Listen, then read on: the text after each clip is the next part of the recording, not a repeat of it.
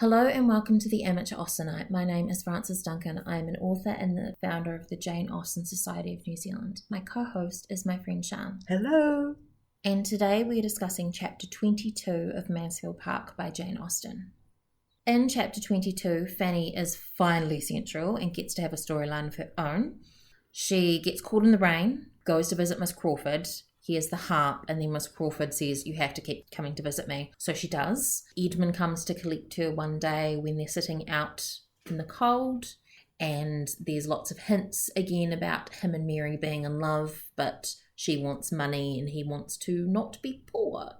And then they get invited to dinner at the parsonage. The very first sentence of this chapter is what I mentioned in the last podcast. Fanny's consequence increased on the departure of her cousins. There's a whole paragraph about it that ends with, even without her being wanted for anyone's convenience.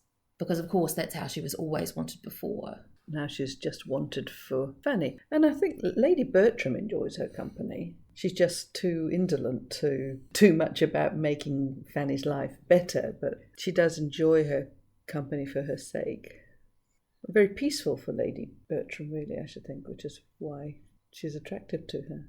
Because Fanny can sit there quietly and not disturb Lady Bertram. Pointless chatter. Now, this is quite interesting, this chapter, isn't it, really? Because you have Mary Crawford desperately looking out of the window for entertainment.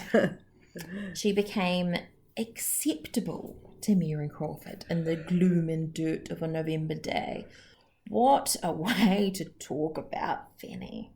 And Fanny could have enjoyed herself if she could have believed herself not in the way, even when they've specifically invited her in because it was raining. Yes, I questioned that particular statement. I would have thought she'd have felt more, rather than just being in the way, but as in, because there's nobody else around. The book very clearly says that. She has no sense of obligation for being sought now when nobody else was to be had. So that's quite a strong statement, really, for Fanny, because if all she wants to be is of use, then actually she's being polite. She's not actually going out of any sense of obligation. Yeah, it sounds kind of like a sick fascination that she keeps turning up there. She could not be easy without going, and it was without loving Miss Crawford and without ever thinking like her. She did get occasional amusement, but often at her... someone's expense. Yeah. An intimacy resulting principally from Miss Crawford's desire of something new, which had little in reality in Fanny's feelings. Miss Crawford doesn't care about Fanny, she just wants the amusement of her and someone to talk to. Ironically, actually, Miss Crawford is probably almost the second most observant character in the book after Fanny. But in this instance, she's not sensitive. Or maybe... oblivious to, or use... I don't think... She's very good at, as it were, justifying her actions. If it makes her happy, she's going to do it. She's really surprised that Fanny's never heard her play the harp, but she's never invited Fanny over. And why would Fanny go to visit otherwise?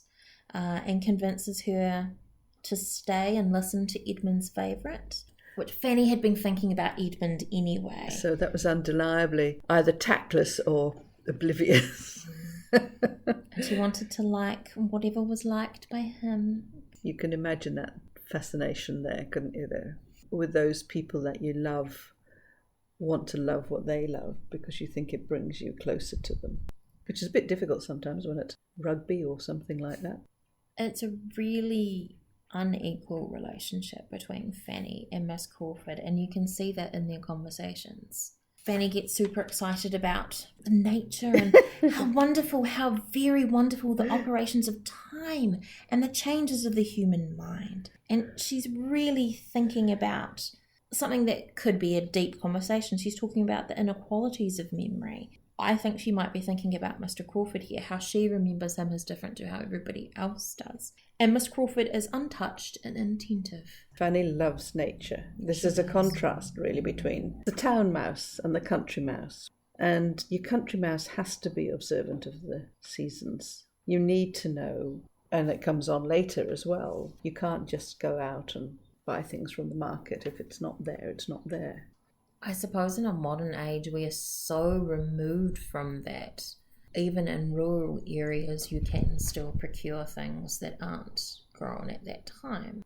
This is something which is quite interesting, ironically, because it is something I've observed or been taken with in the last few years. It's an age thing too. What I remember growing up is we talked about seasonal vegetables and seasonal fruits because they were not in the market, so you always had cabbage. I mean, broccoli. We never ate broccoli.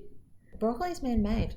I was going to say, it wasn't a common vegetable when I was around. We did have marrow, which I loathe, whereas Miss Crawford, she doesn't have to worry anything because she has a poultry and she has her own gardener and her own markets that she can go and see, and so it's never a thing she worries about. Yeah, she has that conversation with her sister about the nurseryman and the poulterer, but they don't exist at Mansfield. They might in the city, but not at Mansfield. And because Mansfield is not close to, well, I suppose it's a little bit close to a village, but it's not close to a big city, they would have to do everything themselves. Fanny is a great lover of nature. She's admiring the shrubbery that they're in, and Miss Crawford says the most hilarious thing: "I see no wonder in the shrubbery equal to seeing myself in it." It's not that she just appreciates the beauty. I think Fanny also appreciates the life in it, the change in it, the variety in it. Again, because she sees it over time. She goes into a great talk about evergreens and how they're different to deciduous trees and how fascinating that is. And I wonder whether that's a reference, because around this time, of course, there was a lot of exploration and people bringing back plants from strange countries and things. So evergreens were not common there because, holly was evergreen. Yes, fir trees and things like that didn't grow as commonly then until they started having plantations of them. But you had all these explorers going out and bringing these exotic trees and plants back, which looked out of place, which she goes on in that. So talking about, are the firs so exotic here? Are the deciduous exotic when they go to where people have firs? That contrast of the something out of place, is it even a reference to her? But she does rather ramble a bit, so I can imagine why Mary would have switched off by halfway through. Okay. She has to keep pulling herself back because Miss Crawford is not interested in anything she talks about. Where she would have talked like this to Edmund. Miss Crawford goes on in her quite snobby way, being surprised that she's enjoyed herself for 5 months. in the country. Yes. "I never spent so happy a summer." And then she goes on to talk about what she thinks would be ideal. An elegant, moderate-sized house in the centre of family connections, continual engagements among them, commanding the first society in the neighbourhood, looked up to perhaps as leading it even more than those of larger fortune. This is what she wants. But then she goes on to talk about Mrs. Rushworth being like, "Oh no, I wasn't talking about me, I was talking about Mrs. Rushworth," even though Mrs. Rushworth actually has more money than everybody else in the neighbourhood, as far as we know. She has this lovely future fantasy of what Mrs. Rushworth's life is going to be like. She's going to fill her house and give the best balls in the country. None of it's going to happen. No, I know. And when I first read that, my immediate reaction was, she's going to fill the house with the patter of tiny feet. That's what you'd expect for a young married couple. Yes, but that isn't it. It was with balls, with parties. There's a really short conversation as they see Edmund and he's coming out to them about titles. Because Tom is gone. We didn't hear that he'd left, but we knew that he probably would. So Edmund is back to Mr. Bertram as opposed to Mr. Edmund Bertram, which Miss Crawford prefers. Yes, because it has status. But Fanny says Edmund's such a wonderful name, and she goes off into a bit of Another fantasy. rancher. A name of heroism and renown, of kings, princes and knights. I was just trying to think, was the Black Prince an Edmund or an Edward? Are you talking about Blackadder? No, not Blackadder. The Black Prince. I don't know the Black Prince. I think he was the son of, or was he Prince? No, he was a Henry. It was Prince Hal in Shakespeare's Merry Wives of Windsor and Henry V. I think he was the Black Prince, but my history's not that good enough. We really know what we're talking about. But I was just thinking, there were a lot of Edmunds and Edward's were kings. Again, she's raving. These discussions that she and Edmund would have been able to have quite happily, as you do when you have somebody of a like mind and interest, like I do sometimes. Edmund comes up to them, so they cannot continue this conversation, obviously. A friendship between two so very dear to him was exactly what he could have wished. And he even says to them, while you do wrong together, I can overlook a great deal.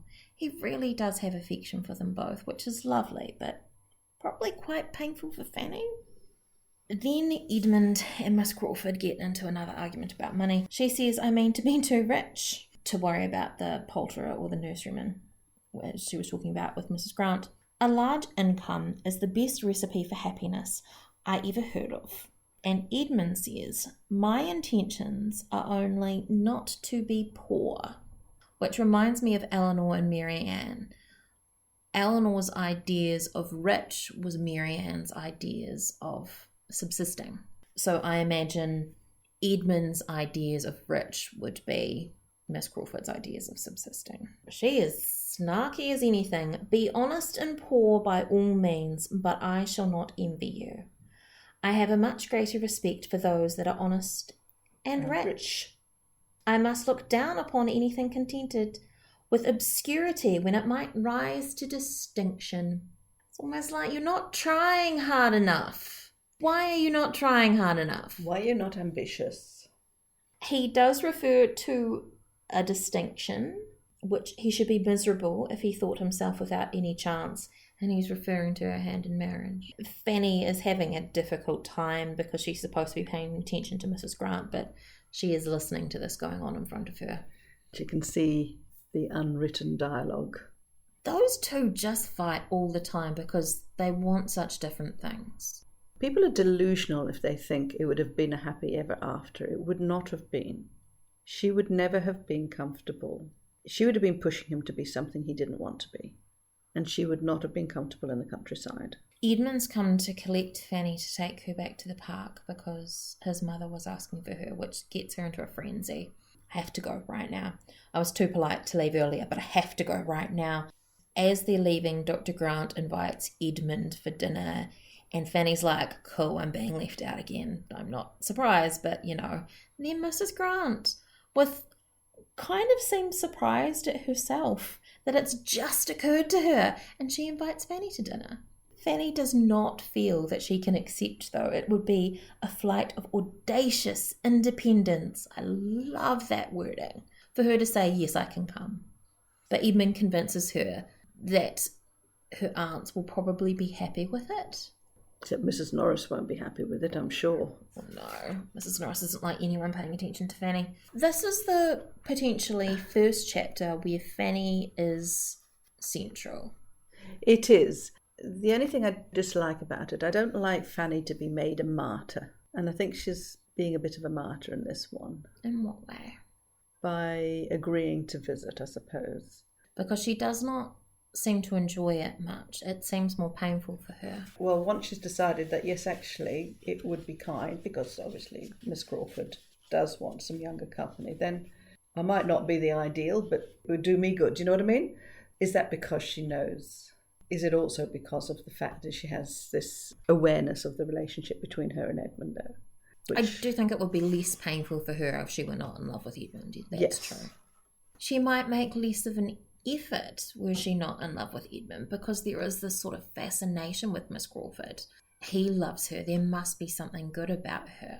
Yes, and also she doesn't want things go the way she thinks they might. She wouldn't want Edmund's wife to think negatively of her. And that is our summary of chapter 22 of Mansfield Park by Jane Austen. My name is Frances Duncan. You can find me at francesduncanwrites.com and on Twitter at Frances_Duncan. Thank you for listening, and we wish you happy reading.